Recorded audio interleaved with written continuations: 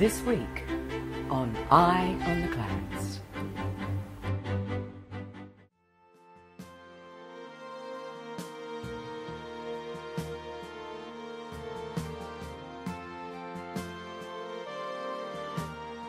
My name's Ian Gaillard.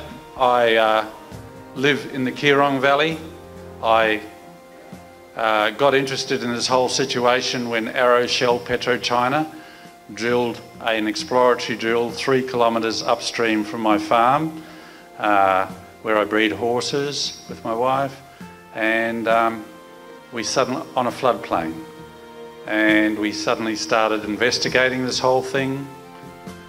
We looked further into it, and for about 17 months with a number of people, we've been exploring this whole thing that is coal seam and unconventional gas in the northern rivers and elsewhere.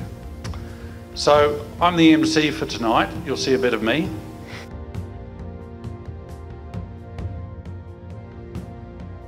And this is, it's a book called Eradicating Ecocide. It's a new term, but it's one, if we reflect a little, then we know that ecocide is something that is happening in our community, in our environment, in all levels, and governments aren't keeping up with it. And the promo says, exposing the corporate and political practices destroying the planet and proposing laws needed to eradicate ecocide. And we have a message from the author of this book in London for us. We're standing with you, as many others are around the world, on this great journey to end ecocides like the fracking taking place in Australia. We are one team, one people, standing for what's right for us and Earth. Together we have the courage, the vision and the spirit to make this a thing of the past and create a future. Love and hope from Polly Higgins and Eradicating Ecocide team in London. So now we've got Mr. Peter Ralph, who's come here. Peter's written a book, and Peter has an interesting story. I'm not going to say much, but he was in charge of a number of big trucks, and he's come to this coal seam gas debate. He was sort of surprised that he ended up in it, and that's all I'll say, but I'll introduce Peter.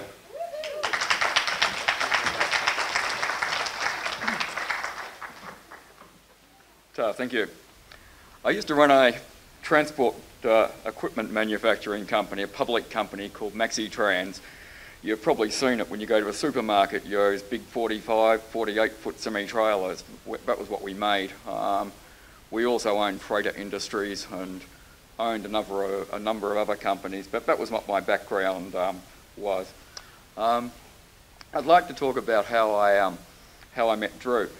Sue talked about land rights. That's what got me hooked in the first place. I read some papers on land rights. I read a Dolby lawyer who'd put out a paper, and I couldn't believe what I was reading. I couldn't believe that someone could come up to the front of my property, come through the gates, have the right to what was below the surface, and that was what first got me interested. I contacted John Thompson in the Hunter Valley. He was one of the initial people in Lock the Gate, and he told me I needed to go and see Drew Hutton in Queensland.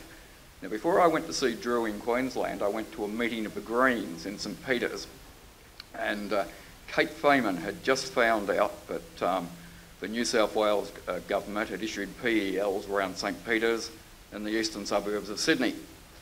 And so I listened to that meeting, and then I walked back to Mascot. It was a walk of about 9 kilometres, but I wanted to walk past the park where this licence had been granted.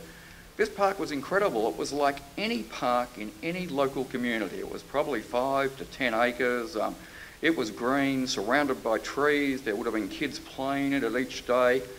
And suddenly, you kind of stood in front of it and you visualised a 150-foot derrick in the middle of it, and you visualised tankers with water coming in, and hundreds of tankers. You visualised fracking chemicals, and you just couldn't believe it. It was just, you had to pinch yourself to think this could happen in the suburbs of Sydney. As a result of that, I went to meet Drew the following day, and I met Drew in Warrawara, and Drew said that we got on well, and we did. We got on well right from the very first. And there were certain things about Drew which I don't think all that many people know, but Warrawara is a tiny town, has maybe 6 factories. They're not really factories, they're depots. In fact, I don't know what you'd call them. It's hard to work out. It's a tiny town. And it's got a big pub, very big pub. And besides that, it's got a little post office. And the post office is a weatherboard post office, and very, very dusty. It's got probably 100 years of dust in that post office. So I go in to see Drew, and Drew has his office there, which is really, I think it's a trestle, and he's got some plastic chairs, and he's probably got the first computer which has been invented. So I have a kind of look at that, and that's my first meeting of seeing Drew in action. And he had said to me, look, you know, if you want to, I can provide you with accommodation.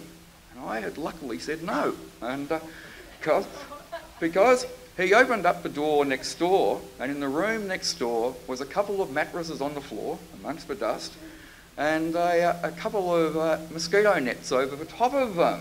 And so that was, look, and then we kind of went from 8 o'clock in the morning to 10 o'clock at night each day. Drew would have sleeps in the car. His diet was terrible. Bloody shocking. He didn't eat, and he would go. It was just, so what, I got a great respect for him, and I still have a great respect for him, because he's certainly a man of honour. I mean, he earns nothing for those 3 days. He works, God knows, 14, 15 hours a day. He doesn't eat properly. He lives in a bloody hovel, and he doesn't live in a hovel. He's got a nice place in Brisbane, I understand, but when he's out in Warrawara, that's it. So he's, you know, to me that kind of screams credibility, and so that was my initial meeting with Drew. We went around, we met farmers, we met people in Tara, we met people who'd been affected by coal seam gas. I've got 2 letters that I want to read out. They're both from America, but some of the people we met were exactly the same as what Brian had said in Tara. I mean, one of the companies up there, and I think it was QGC, had sprayed this wastewater on the red tracks up there. And of course the people had said yes, because they didn't want the dust off the red tracks. They didn't want, yeah, okay, so QGC said, look, we'll put some water on it. What QGC didn't say was that it was wastewater. Well, wastewater seeped into the dams, the kids swam in the dams, and next thing you know, they've got the same things over their bodies that Brian's kids had. So pretty rough stuff. Drew talked before about Queensland and saying that there would be, I think he's got it up to 120,000. Queensland is a 6th the size of Colorado. Colorado's got 40,000 now. It's got another 20,000 coming. The infrastructure in Queensland, the cost of the infrastructure in Queensland is way more than in Colorado. There's going to be a lot more than 120,000 in Queensland before it's over. I mean, just to justify the cost of the infrastructure, you're going to have more than 120,000. And they're going to have a lot closer grid than what they have now. Once that big pipeline goes in, the 600-kilometre pipeline from the Darling Downs to the Curtis Island, then there's just going to be, people are going to want to tap into that pipeline the whole way, and you're going to end up with this monstrous amount of wells. From New South Wales perspective, New South Wales is 3 times the size of Colorado, and I just leave you with that.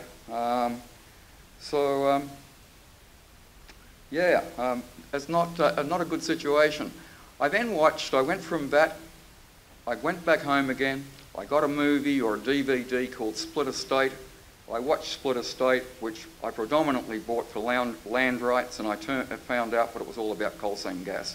From there, like probably most of you, I went to Gasland, and from Gasland I ended up reading a book called Collateral Damage, which was written by a lady called Tara Meixel in America, which is just a great, it's a great, what can I put it?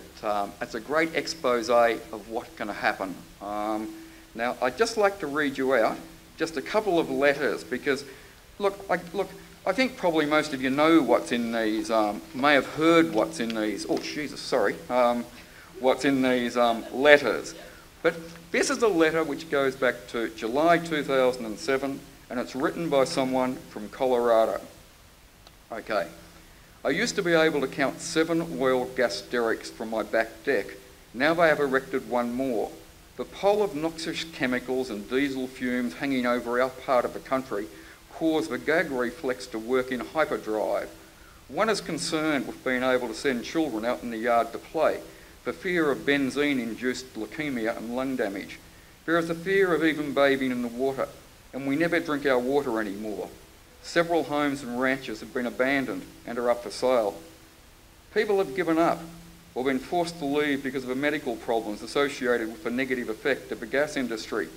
Those who, because of economic concerns, are unable to leave are slaves to the industry and are slowly dying from the respiratory effects of this industry. It is lucky for the industry that the deadly ramifications manifest themselves so slowly. They will be able to deny any responsibility, no matter what the empirical evidence shows. No one is able to sell their homes for anywhere near close to the assessed values, because no one with any good sense or sanity, between the noise, the smell, the contamination, the horrendous amounts of truck traffic, the dust, the smoke from burning ponds, the venting for wells, would spend money to buy one of these contaminated properties. All our reason for living in the pristine, quiet country disappeared in the wake of government policies, along with unbridled greed and avarice of politicians. For anyone, including the politicians, who think the gas industry does not negatively impact their country, their wilderness, the biota, the humans and wildlife, come and sit on my back deck and admire the scenery, smell the fresh air, and bring your respirator. That was written by a guy called Mackenzie Richards. That was 5 years ago. I had a conversation over the net with Brian Monk quite recently, and Brian could not understand how Queenslanders, they had America to look at, they had Colorado to look at, they had Wyoming to look at, they had New Mexico to look at, and he could not believe it, but Queensland could see this and still went ahead and did what they did. We then, Brian and I, then jumped and said, well, the people in New South Wales, you've got Queensland across it. You can see what's happened in Queensland. So let me read the second one to you. This was one I got 2 days ago. This is not someone who actually lives in a gas field. I live in the midst of it, not the fracking end, but the industrialisation end. 800 feet from my home. Pipelines, tie-ins, metering stations, and almost 2 compressor stations. But we fought our hearts out to stop that. However, I live in Pennsylvania, and now we have no more zoning laws that apply to the industry. Our government, Governor Corbett, took care of that and just recently got a bill passed that makes them exempt from any local zoning, leaving us with no way to stop them. This is what gives me my passion. And that was written by a lady called Jane Tolomello. Pretty grim stuff out of America. Sorry, I've just got to find one other note. This would be something that Brian would also be very familiar with. You may have heard of a family called the Lloyds in Chinchilla. They've got 7,500 acres. They have companies, 3 companies have permits or licences over that 7,500 acres.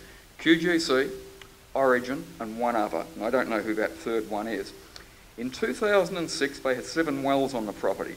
QGC came to them and wanted to add another 25 wells. They also wanted to add 20 kilometres of underground gas pipelines and 20 kilometres of gravel road. Origin then came and seen them shortly after. Origin wanted another 15 wells, 15 kilometres of pipelines and 17.3 kilometres of gravel roads. It's just you put yourself in the shoes of these people who are out in the land, and it just makes you as angry as hell. I mean, that's all it can do. John Thompson, when I met John Thompson in the Hunter Valley near 2 years ago, John said to me, this thing will get you hooked. And I thought, no, it won't. I'll write this book and it'll be gone.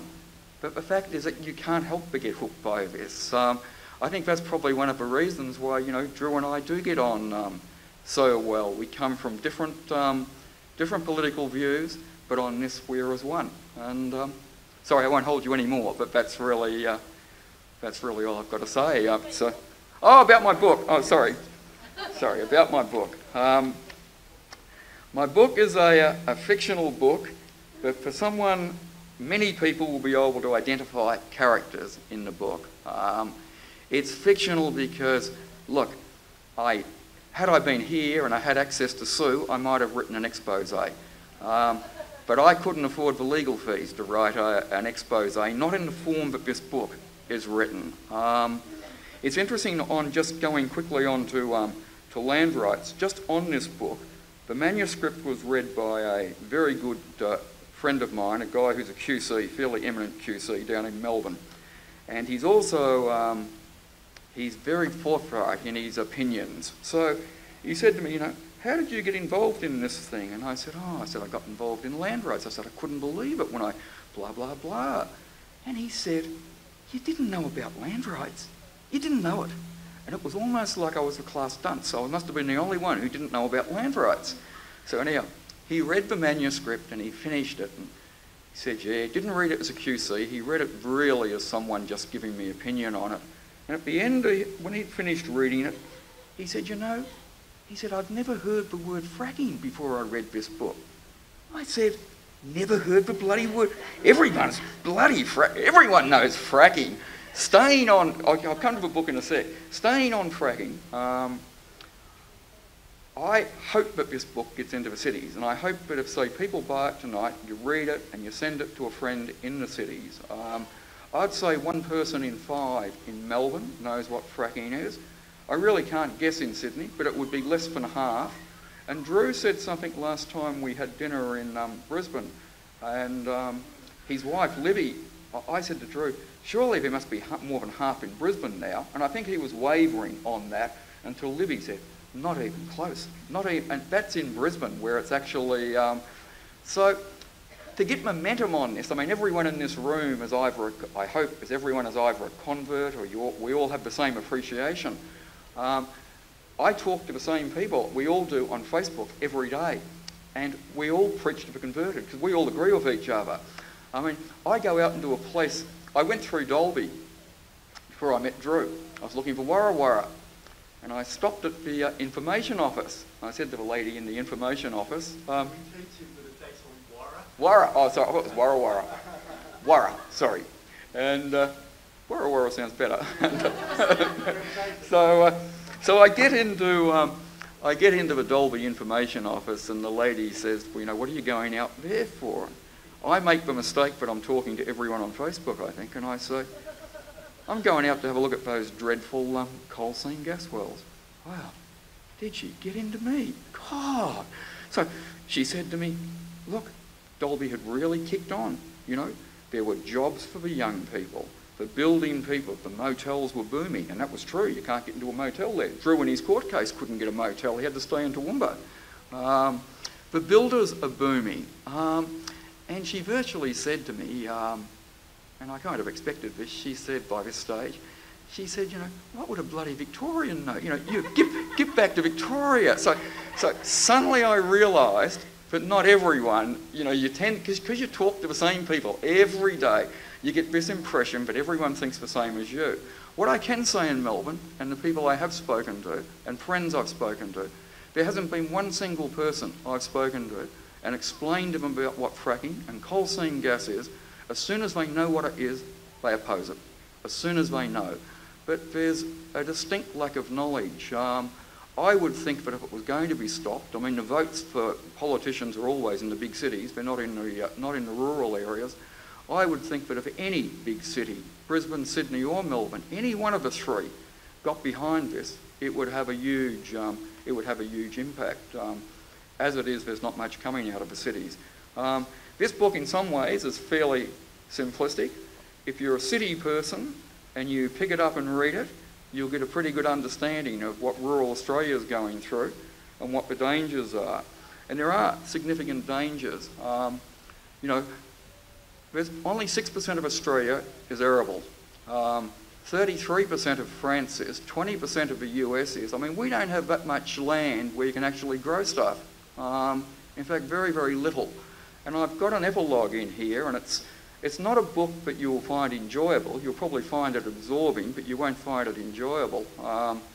Because I forecast out 20, 25 years, and in 20, 25 years' time, I see a situation, and one of the scenarios I've got in the situation is that, you know, the aquifers get poisoned, the cattle gets poisoned, the price of meat goes sky high, then people get scared of eating the bloody meat because they think they're going to die, so all the farmers go bloody broke. That's one of the scenarios in the book, and there's a number of others. But if it's not stopped, I think it will have a significant impact. The first day I met Drew, he said to me, "This is the most significant environmental issue of our lifetimes." And I kind of hummed and hawed that day, but there's no doubt that that is definitely right. The book is based in places like the Fisher Valley, which is remarkably similar to the Hunter Valley. It's based in the Spurling Downs, which is remarkably similar to the Darling Downs. I should only say, I won't say any more after this, it has a man in it called Derek Fulton.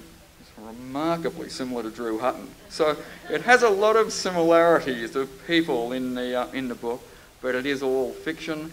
I'll leave you with one other for those of you who know about the industry. It has an American company in it as well called Philiburton, and that's really the finish. I've got to hurry up. I didn't think I'd go this long. I'm sorry. Oh, sorry, one last thing. Can I do one last thing? Yes. 1 minute. Red Sky is absolutely tiny. It's capped at about 7 or 8 million. The stock was 21 cents. The last time it traded, I think when I looked at it, was 7/10 of 1 cent. Lost 97% of its value so far. Has less than $1 million in cash. Has a $3 million loan facility. Is not any company on the ASX less than 250 million is considered small. This company's not small. I mean, there would be milk bar chains bigger than Red Sky. It is tiny. It is absolutely tiny. Metgasco, enterprise value 110 million. Cash 20 million. By any standards, really, really small. I mean, but what would worry me if I was here, and I don't know, I mean, I must ask Sue, I mean, surely these companies, before they drill, and particularly near the Great Artesian Basin, surely they must put up significant money, significant security money for the damage that they might do. Well, I thought that would have been odd. Well, Red Sky couldn't possibly, because as I say, Red Sky is worth about 7 million, and very small. Metasco's a little bit bigger, but not much bigger. And of course, the big ones are the AGLs, the Origins, and that. But look, I better get off. Sorry.